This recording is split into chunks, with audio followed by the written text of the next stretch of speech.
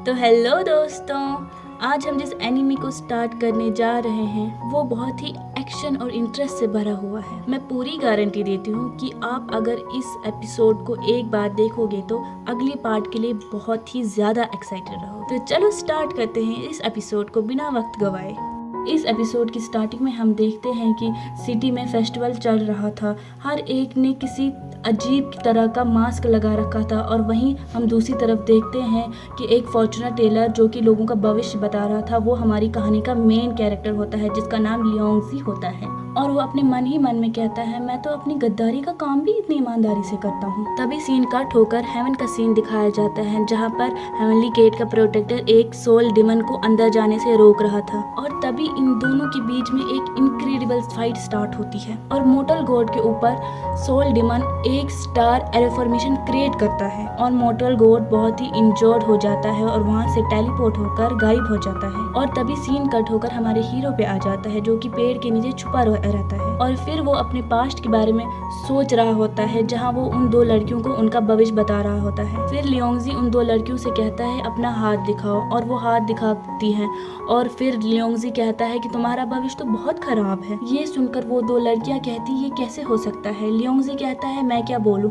तुम्हारा भविष्य तो बहुत खराब है। हाँ, अगर तुम चाहो तो मैं तुम्हारी मदद कर सकता हूँ, लेकिन उसके लिए 15 टेल चाहिए। मैं तुम्हें उस बुरे साय से बचा सकता हूँ। और ये सुनकर वो दो औरतें डर के मारी कहती हैं हाँ, हम तुम्हें 15 टेल्स देने के लिए तैयार है, लेकिन प्लीज हमारी हेल्प करो। तभी वहाँ पे कुछ लोग आते हैं और वो कहते हैं लियोंगजी झूठा है। ये सुनकर लियोंगजी वहाँ से जाता है और एक पेड़ के नीचे छुप जाता है। लियोंगजी एक पेड़ के पीछे छुपा होता है और कहता है कि मैं तो अपनी बेईमानी का काम भी इतनी ईमानदारी से करता हूँ, तब भी ये लोग मुझ पे क्यों भड़कते हैं। और वो गुस्से में आकर उस पेड़ को मारता है। तभी उस पेड़ से घिरकर एक स्टेम उसके सर पे पड़ता है। लियोंगजी उस स्टेम को उठाता है और अचानक उधर पोर्टल ओपन हो जाता है। उसमें से मोर्टल गॉड बाहर आ जाता है जो कि बहुत ज्यादा इंजर्ड होता है, जिसकी वजह से वो बेहोश हो जाता है। ये देखकर लियोंगजी उसको साइड पे उठाकर रखता है और उसका इलाज शुरू कर देता है। तभी मोर्टल गॉड होश में आ जाता है और लियोंगजी से पूछता है मैं कहाँ हूँ। लियोंगजी उससे कहता है कि आप मुझे बहुत ही इंजर्ड हालत में मिले थे। और मोर्टल गॉड खुद को देखकर कहता है मैं तो बहुत इंजर्ड हालत में हूँ, अब शायद मैं अपनी पावर्स का इस्तेमाल भी ना कर पाऊँ, इसलिए मुझे अपनी पावर किसी को पास करनी होगी, नहीं तो मैं एग्जॉस्ट हो जाऊंगा। तभी वो उठकर एक फॉर्मेशन करता है जिससे उसको पता चलता है कि लियोंगजी का दिल तो बहुत साफ है। और ये देखकर वो स्टेम के जरिए अपनी सारी पावर लियोंगजी को दे देता है। लियोंगजी जब पावर को अब्सॉर्ब करता है तो वो देखता है कि मोर्टल गॉड तो अचानक बहुत ज्यादा बूढ़े हो गए हैं। और युवांग मोर्टल गॉड से पूछता है कि आप अचानक इतने ओल्ड कैसे हो गए। ये सुनकर मोर्टल गॉड युवांग जवाब में कहता है कि मेरी रियल एज 1000 से भी ऊपर थी, मैं सिर्फ अपनी पावर्स को इस्तेमाल करके जवान दिखता था, जबकि मैंने तुम्हें अपनी पावर दी है इसलिए मैं बूढ़ा हो रहा हूँ। ये सुनकर लियोंगजी कहता है कि मैं इसके लिए आपको पैसे नहीं दे पाऊंगा। तो ये सुनकर मोर्टल गॉड हंसते हुए कहता है कि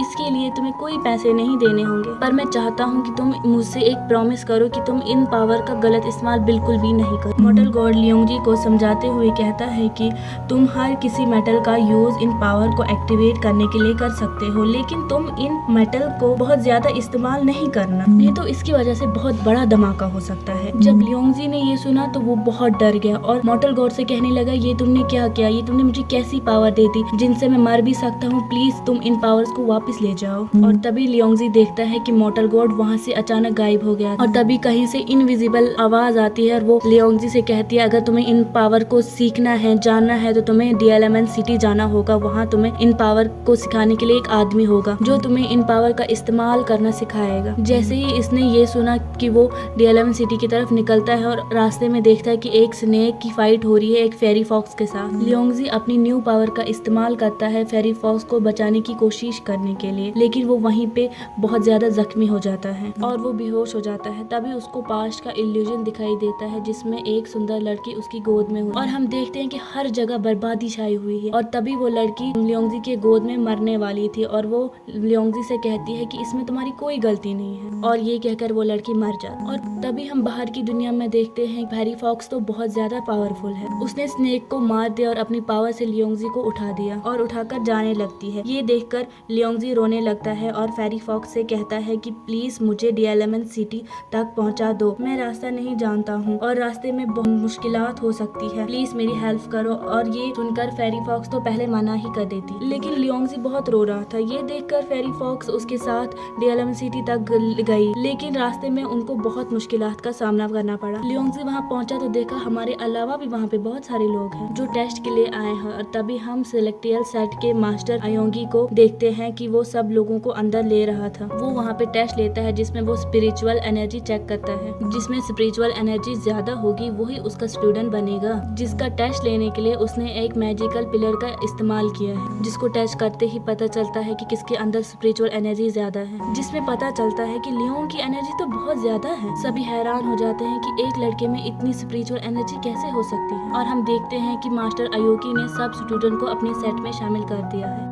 और जब लियोंगजी पास होता है तो उसकी मुलाकात एक ब्यूटीफुल और शाई लड़की के साथ होती है जिसका नाम मिस लीन होता है। और हम देखते हैं कि कुछ सीनियर ब्रदर एक जूनियर को मार रहे होते हैं और उस जूनियर से कहते हैं क्या तुम्हारी इतनी हिम्मत कि तुम हमें नाराज करोगे, हम तुम्हारी आंखें निकाल देंगे। और ये कहकर वो उसको लात मारते हैं। तभी हम देखते हैं कि लियोंगजी वहाँ पे आ जाता है और उसको बचा लेता है। तभी एक लड़की फेरी फॉक्स को देखकर कहती है वाओ ये कितनी ब्यूटीफुल है, जिसका नाम मिस जुई होता है। फिर सीनियर ब्रदर लियोंगजी से कहता है तुम तो इस साल के न्यू स्टूडेंट हो ना, तुम ये फेरी फॉक्स मिस जुई के पास दे दो। और ये कहकर वो आगे ही आता है। तभी लियोंगजी उसको अपनी पावर से गिरा देता है और जूनियर ब्रदर खुश होकर लियोंगजी से हाथ मिलाता है और लियोंगजी कहता है याद रखना आज से हम ब्रदर्स हैं। और ये कहकर वो वहाँ से चले जाते। तभी हमें रात का सीन दिखाया जाता है जहाँ पे लियोंगजी सोया होता है और फेरी फॉक्स अपने असली रूप में आती है और लियोंगजी को जगाने की कोशिश करती है। और तभी हम देखते हैं कि लियोंगजी जैसे ही जागता है फेरी फॉक्स अपने उसी रूप में वापस आ जाती है और लियोंगजी को अपने पीछे आने का इशारा करती है और उसको एक खूबसूरत जगह पर ले जाती है जहाँ की स्पिरिचुअल एनर्जी बहुत हाई होती है और लियोंगजी वहाँ बैठकर उस एनर्जी को एब्जॉर्ब करता है। लेकिन वहाँ की स्पिरिचुअल एनर्जी हाई होती है जिसकी वजह से लियोंगजी को बहुत पेन होता है उसको एब्जॉर्ब करने में। और ये देखकर फेरी फॉक्स लियोंगजी के गले लग जाती है और उसको उस एनर्जी को एब्जॉर्ब करने में हेल्प करता है। तभी हम देखते हैं कि लियोंगजी के पीछे एक डार्क पर्पल आईज ओपन होती है। एंड गाइज हमें इन आंखों के बारे में आगे और देखने को मिलेगा। लियोंगजी अपनी आंखें खोलता है और फेरी फॉक्स को देखता है और कहता है तुम में से तो पिंक कलर का ओरा रिलीज हो रहा है। तभी हमें नेक्स्ट डे का सीन दिखाया जाता है जहाँ पर मास्टर शेनजी अपने स्टूडेंट को एक एक आर्मर दे रहा होता है। तभी सब स्टूडेंट कहते हैं अरे यार ये तो बहुत भारी। तभी हमारा हीरो लियोंगजी आता है और कहता है कहाँ भारी है। और लियोंगजी अपने दिल ही दिल में सोचता है कि ये लोग इतना नाटक क्यों कर रहे हैं, ये तो भारी भी नहीं है। तभी टीचर अपना इंट्रोडक्शन देते हुए कहता है कि मेरा नाम शेनजी है और आज से मैं तुम्हारा ट्रेनर हूँ और मैं तुम सबको सिखाऊंगा कि स्पिरिट एनर्जी को लाकर अपनी उंगली पर रख के